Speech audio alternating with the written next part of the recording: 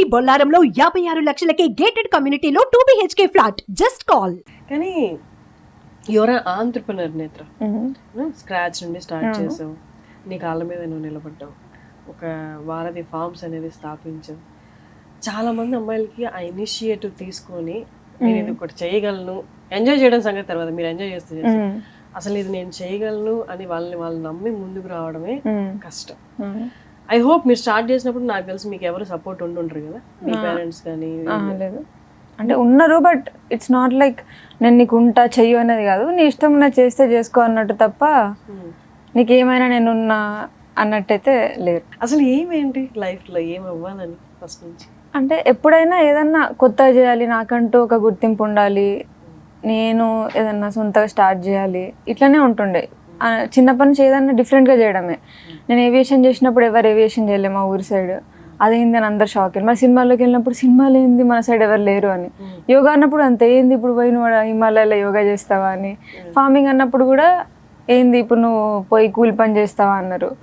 But నాకేమనిపిస్తుంది అంటే end of the నేను ఆ నార్మల్ లైఫ్ స్టైల్, బేసిక్గా సస్టైనబుల్గా ఆ లైఫ్ స్టైల్లో నాకు నచ్చినప్పుడు నేను నా పర్సనాలిటీ ఎట్లనో అది ఆ పని నేను చేసుకోగలుగుతానే నేను హ్యాపీగా ఉంటా, చేయగలుగుతా అనిపించింది. ఆ సర్కిల్లోకి వెళ్ళారు, బయటికి రావడం కూడా మీకు చాలా కష్టం. సో ఇప్పుడు మ్యారేజ్ మీద are you seeing someone now? At side పనికే అసలు టైం పడుతుంది. ఇంకో ఇది విరిగింది అతుక్కోవడానికి ఇంకో 4-5 years. పెయిన్ కాదు, బట్ అది అదే ఆ ఇన్నోసెన్స్, ఆ చైల్డిష్నెస్ పోయి ఏదో మెచ్యూర్డ్గా ఒక ఆంటీ ఫీల్స్ వస్తుంది. అది పోయినప్పుడు చేసుకుంటాం మళ్ళీ. Did anyone propose you after marriage? తర్వాత అదే కదా, ఎవరు మనని ఇంకా చూడట్లేదా? చూడరు. అంటే మెసేజెస్ వస్తూ ఉంటాయి, విల్ యూ మ్యారీ మీ అది ఇదని, బట్ డైరెక్ట్ ఎవరు ప్రపోజ్. ఇంట్లో వాళ్ళు ఏమంటున్నారు? నెక్స్ట్ మ్యారేజ్ గురించి మాట్లాడుతున్నారు? ఏం లేదు అసలు. నేనైతే ఫస్ట్ నా ఫోకస్ వారధి పైనే ఉంది, దీన్ని ఇంకా డెవలప్ చేయాలి, మెల్లమెల్ల దీనిపైన ఫోకస్ చేయాలి అని. నేను ఇది లాంగ్ టర్మ్ గోల్ లాగా చూస్తున్నా. నా 60 years వచ్చినా 70 years వచ్చినా నాకు వారధి ఒకటే, ఇంకా దీంట్లోనే నేను మెల్లగా గ్రో అవుతా, దీంట్లోనే ఎక్స్పీరియన్స్ తెచ్చుకుంటా అని.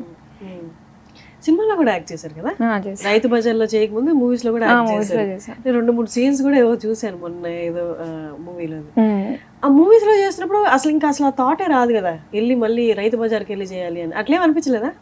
చాలా రోజుల తర్వాత నేను క్విట్ చేసిన మూవీస్ అన్ని, ఆపేసా.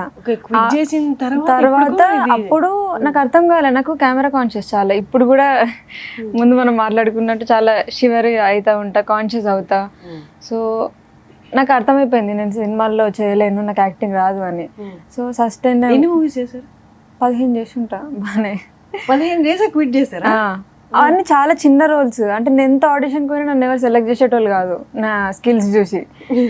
ఏమన్నా అంటే భయపడ్డం, కెమెరా కిందికి వెళ్ళిపోవడం, నేను చేయనడం, మళ్ళీ వస్తా అనడం, ఇట్లా అన్నీ జరిగినాయి. ఎంత థియేటర్స్ వర్క్షాప్స్ కూడా చేసా, బట్ ఎందుకో నాది కాదనిపించింది. ఇంకా యాక్టింగ్ ఇంట్రెస్ట్ ఉండేది అప్పుడు? యాక్టింగ్ ఇంట్రెస్ట్ లేకుండే, అంటే అది నాకు తర్వాత అర్థమైంది. నాకు యాక్టింగ్ ఇంట్రెస్ట్ కాదు, ఏదో ఇప్పుడు సమంతని చూసి, రష్మికని చూసి వాళ్ళలాగా అవ్వాలనుకునే తప్ప వాళ్ళ అంత కాన్ఫిడెన్స్ లేదు ఫస్ట్ ఆఫ్ ఆల్ నాకు. అంటే ఏమో అది ఏవియేషన్ అప్పుడు కూడా నేను ఎయిర్ హోస్టెస్ ట్రైనింగ్ చేసా, అక్కడ కూడా ఇంటర్వ్యూస్లో ఎక్కడ సెలెక్ట్ అవ్వలేదు నేను. నాకు మాట్లాడడం భయం మనుషుల ముందు. ఇప్పుడు కూడా వీడియోస్లో ఒక కెమెరామెన్ మాత్రమే ఉండాలి, అది ఎవరు తీసినా కూడా. ఇప్పుడు 3-4 కంఫర్టబుల్ ఉంటాను నేను, నా ఫ్రెండ్స్, నా తమ్ముడు ఉంటారు, వాళ్ళు ఒక్కరే ఉండాలి. చుట్టుపక్కల ఉన్న ప్లీజ్ కొంచెం అటు వెళ్ళరా అడుగుతూ చేస్తూ ఉంటా. సో అందుకని మూవీస్ ఆపేసి ఇంకా యోగా టీచర్ ట్రైనింగ్ అనుకున్నా. సో యోగాకి వెళ్ళినప్పుడు అలా వేరే సైడ్ వెళ్ళిపోయింది లైఫ్. కానీ ఇంత షైగా ఉన్న అమ్మాయి మూవీస్ వైపు వెళ్ళాలని ఏంటి ఇప్పుడు? అంటే వాళ్ళని చూసి ఓకే, బట్ 15 సినిమాకే అర్థమైపోవాలి కదా, 15 సినిమాల దాకా ఉంచిందంటే ఏంటి? మనీ రిలేటెడ్ అక్కడ ఓకే అనా, లేకపోతే దీంట్లో కెరియర్ అనా? అసలు ఏం ఆలోచించుకొని 15 సినిమాలు? అంటే చాలా గుడ్డిగా పోయినా నేను, వస్తుంది ఎప్పటికైనా నేను స్టార్ అవుతా అన్న ఫీల్లో ఉంటుండే.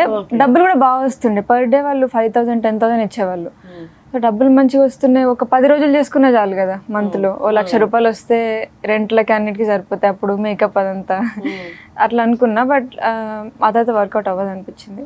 నాకే టాలెంట్ లేదని నేను తెలుసుకొని బయటకు వచ్చిన. సుమన్ టీవీలో మీ పర్సనల్ అండ్ బిజినెస్ ప్రమోషన్స్ కోసం కింది నెంబర్కి కాంటాక్ట్ చేయండి.